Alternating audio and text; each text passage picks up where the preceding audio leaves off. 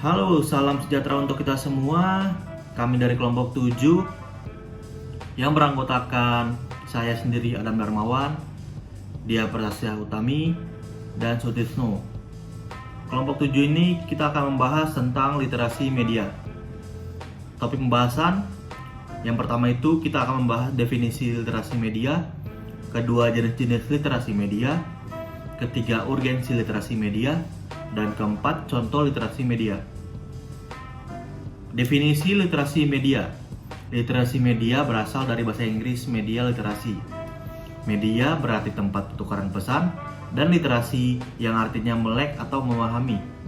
Menurut The National Leadership Conference on Media Literacy, literasi media adalah kemampuan untuk mengakses, menganalisis, mengevaluasi, dan memproduksi media untuk tujuan tertentu. Kemudian jenis-jenis media literasi. Yang pertama itu ada media cetak yang sebenarnya merupakan media lama dalam suatu literasi media. Media cetak memiliki jangkauan yang terbatas dibandingkan media elektronik atau digital. Namun di era digitalisasi, media cetak tetap dibutuhkan sebagai penyeimbang dan penangkal agar baik pers maupun masyarakat tidak terjebak pada isu-isu simpang siur dan tidak mendidik. Meskipun jangkauannya terbatas, media cetak memiliki keunggulan, yaitu informasi yang disajikan lebih mendalam, akurat, dan valid, sehingga dapat digunakan sebagai bahan pembuktian atas sebuah kebenaran atau fakta. Kemudian itu yang kedua ada media elektronik. Beberapa media elektronik yang sering digunakan dan kita miliki antara lain televisi dan radio. Namun nampaknya radio mulai sudah diabaikan meski tren penonton televisi menurun dibanding media digital. Tetapi saat ini televisi masih dianggap penting dan menarik oleh sebagian masyarakat. Pemahaman konsep literasi media, radio penting dimiliki oleh masyarakat pendengar agar mereka menjadi pendengar yang cerdas dan mengkonsumsi siaran radio, termasuk lagu-lagunya. Dengan tingkat literasi yang baik, mereka bisa bersikap proaktif jika mendapat siaran radio yang memutar lagu-lagu yang liriknya kurang pantas didengar. Ketiga itu ada media digital. Media ini tentunya berhubungan dengan perkembangan teknologi canggih, seperti misalnya internet. Sudah bukan rahasia lagi bahwa sebagian besar orang di dunia ini cenderung tergantung pada media internet. Internet dapat digunakan dengan akses yang lebih cepat dan praktis. Literasi media digital diperlukan agar masyarakat mampu memilah informasi sehingga terhindar dari hoax.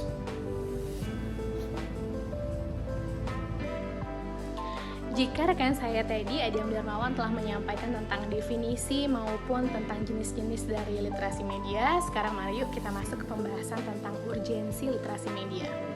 Nah, sebetulnya apa sih pentingnya atau urgensinya seseorang punya kemampuan melek media atau memiliki kemampuan literasi media yang mumpuni?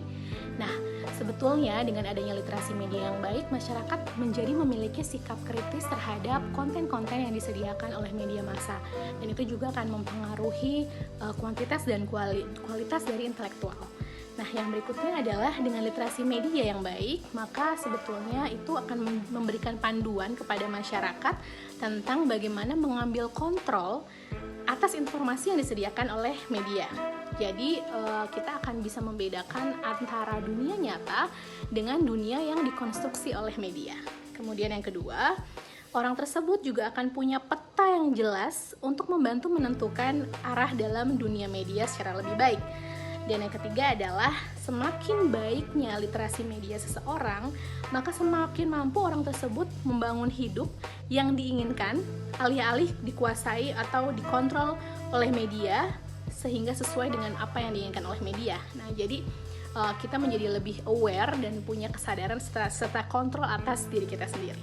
Seperti itu. Nah, menurut James Potter, ada skill sebetulnya yang harus dimiliki seseorang untuk bisa melek media. Apa saja? Yang pertama adalah kemampuan analisis. Kemampuan analisis ini menuntut kita untuk mengurai pesan yang kita terima ke dalam elemen-elemen yang berarti. Kemudian yang kedua adalah evaluasi. Dengan evaluasi ini kita membuat penilaian atas makna dari elemen-elemen tersebut. Yang ketiga adalah pengelompokan atau grouping. Maksudnya adalah menentukan elemen-elemen yang punya kemiripan dan elemen-elemen yang berbeda untuk bisa dikelompokkan kemudian masuk ke dalam kategori yang juga berbeda. Yang keempat adalah skill induksi, yaitu mengambil kesimpulan atas pengelompokan yang sudah dilakukan tadi di atas, kemudian melakukan generalisasi atas pola-pola elemen tersebut sehingga masuk mengerti tentang sebetulnya pesan besarnya apa sih gitu, seperti itu. Yang kelima adalah skill atau kemampuan deduksi. Maksudnya adalah dengan kemampuan deduksi seseorang bisa menggunakan prinsip-prinsip yang umum untuk bisa menjelaskan sesuatu yang lebih spesifik, seperti itu. Yang berikutnya adalah sintesis. Sintesis ini adalah mengumpulkan elemen-elemen tersebut menjadi satu struktur yang baru. Yang berikutnya adalah skill abstracting. Nah, maksudnya adalah kita bisa menciptakan deskripsi yang singkat, jelas, akurat untuk menggambarkan esensi pesan secara lebih singkat daripada pesan yang aslinya. Nah, itu adalah 7 skill melek media menurut James Cotton. Nah, sekarang kita beralih ke tujuan dari literasi media menurut Silverblatt. Ada 4 setidaknya poin tersebut. Yang pertama adalah kesadaran kritis. Kesadaran kritis, jadi dengan literasi media seseorang diharapkan punya kesadaran kritis terhadap informasi yang disampaikan oleh media massa, tidak menelannya mentah-mentah. Kemudian yang kedua adalah sebagai bahan diskusi. Yang ketiga adalah sebagai pilihan kritis, jadi seseorang bisa memilih sesuatu atas kesadaran mana yang baik dan mana yang buruk untuk dirinya. Kemudian yang keempat adalah dengan literasi media yang baik, maka kemudian seseorang atau bahkan masyarakat bisa melakukan aksi sosial bersama yang berguna untuk society atau community-nya, seperti itu. Nah, kemudian topik tentang dampak dan contoh literasi media akan dijelaskan lebih lanjut oleh rekan saya, Mas Sutrisno.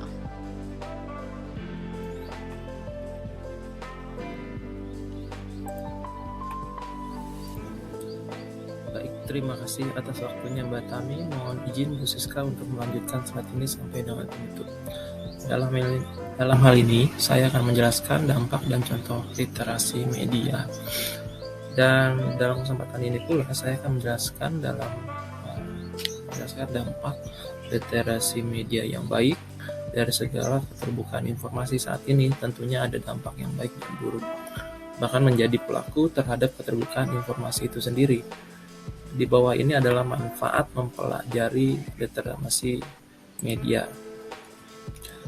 Dampak edukasi literasi media yang baik tentunya terdapat manfaat di dalamnya, yaitu adalah memperluas wawasan, mampu menganalisis, lebih kritis dalam berpendapat, bisa mengambil sikap terhadap isu, tidak mudah terbawa arus, berhati-hati dalam menyampaikan pesan, tidak serta kita gampang menghakimi orang lain. Jadi dalam hal ini pentingnya menguasai literasi media untuk dapat menjadi pribadi yang positif, sehingga kita mempunyai wawasan dan mampu berkritis setiap informasi yang kita terima. Di slide selanjutnya kami menyampaikan adalah dampak dari literasi media yang baik dan yang buruk. Di antaranya yang baik adalah kita kalau mampu atau menguasai literasi media yang baik, kita menjadi salah satu pribadi yang dapat memutus rantai informasi penyebaran hoax. Dan kedua, bisa meningkatkan cara berpikir kritis dan informasi yang disebarkan media. Dan salah satunya yang bisa berdampak positif pula sebagai income, kita bisa menjadi side hustle atau pemasukan tambahan. Tentunya ya seperti yang kita tahu selebgram atau influencer lainnya. Dan saat ini juga ada literasi media yang baik bisa mendorong menjadi alternatif mencari keadilan yang baru-baru ini. Salah satunya adalah no viral, no justice sebagai kritis kepada polisi. Itu sebagai juga pemicu dari dampak media, dampak literasi yang baik. Bagaimana dengan yang buruk? Dampak literasi media yang buruk itu salah satunya adalah terganggunya manajemen waktu ke kehidupan kita, seperti kita menghabiskan waktu dalam bermain gadget, entah apapun yang kita lakukan hanya sekedar nonton sosial media kawan, kerabat, atau influencer lainnya. Dan kedua adalah etika sosial yang menjadi tergerus. Di Indonesia, netizen Indonesia terkenal sebagai netizen yang dalam tanda kutip kasar atau tidak punya sopan santun. Berbeda hal dengan kehidupan online, offline-nya gitu ya. Jadi etika sosial, dampak literasi yang buruk juga menjadi menggerus etika sosial. Dan nomor 3 adalah rentan akan tindak kriminal. Terus keempat, menjadi ancaman terhadap pola didik anak. Ancaman dalam tanda kutip yang dimaksud adalah menggampangkan para orang tua untuk mendidik anaknya dengan mengalihkan gadget. Selanjutnya adalah dampak rendahnya literasi media. Nah, ini rendahnya literasi media sosial menjadi salah satu penyebab maraknya pengaruh negatif pada masyarakat pengguna internet, seperti berita hoax, pelanggaran privasi, perundungan di dunia maya, penyebaran konten kekerasan dan pornografi, serta adiksi media digital. Nah, ini salah satu dampak terhadap rendahnya literasi media. Terus contoh literasi media yang baik adalah yang kami sampaikan adalah Badan Eksekutif Mahasiswa membuat seminar literasi media dan para mahasiswa dapat berpartisipasi dalam kegiatan tersebut, sehingga para mahasiswa yang mengikuti seminar tersebut dapat lebih mengerti untuk mengevaluasi kembali jadwal menonton dan jadwal penggunaan gadget mereka untuk melakukan kegiatan yang lebih bermanfaat. Hal ini sebenarnya bisa dilakukan tidak hanya di level mahasiswa, tentunya di level OSIS, di SMA, SMK juga sudah bisa dilakukan dengan berbagai artikel-artikel yang bisa disebarluaskan atau bentuk-bentuk video. Itu gunanya untuk meningkatkan pribadi-pribadi atau manusia yang berpikir kritis dan tidak termakan atau berpikir kritis, menambah wawasan dan tidak termakan informasi-informasi yang dipertanyakan keabsahannya. Dan contoh literasi media yang buruk kami sampaikan ada 3, adalah pola asuh balita, masyarakat yang terbawa arus yang salah, dan mohon maaf dalam penangkapan yang positif kami mengangkat adalah banyak remaja terlibat prostitusi online.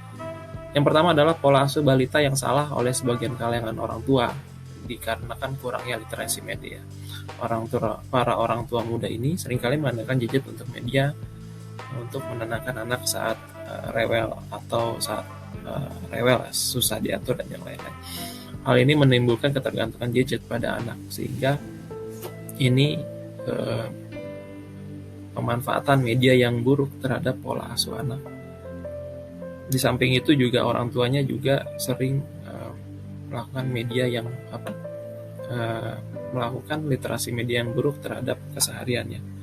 Nomor 2 adalah masyarakat mudah terbawa arus informasi yang salah, terlibat hoax, dan bahkan ikut serta menjabarkan apa yang menyaring isi berita dan memilih sumber berita yang jelas.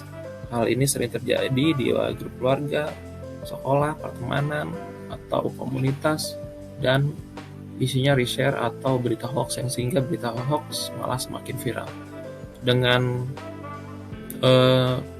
Dengan kita yang menguasai literasi media yang baik, seharusnya ini bisa dicegah, dan berpikir kritis kita juga dapat memutus mata rantai hoax jika kita memang mengindikasikan berita ini atau informasi ini sesuatu hal yang salah.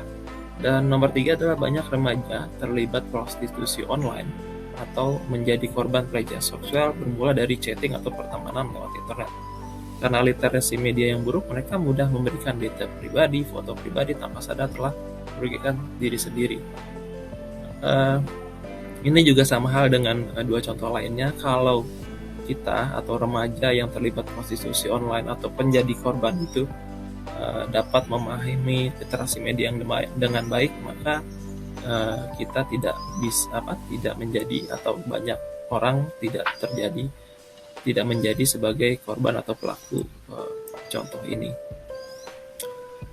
Demikian dari kami, Bu Siska, presentasi dari kelompok 7 terhadap dengan materi literasi media. Terlampir pula di bagian terakhir adalah daftar pusaka sebagai acuan kami dalam membuat tugas kelompok ini. Sebagai penutup, kami ucapkan terima kasih. Mohon maaf atas kelebihan dan kekurangannya. Wassalamualaikum warahmatullahi wabarakatuh.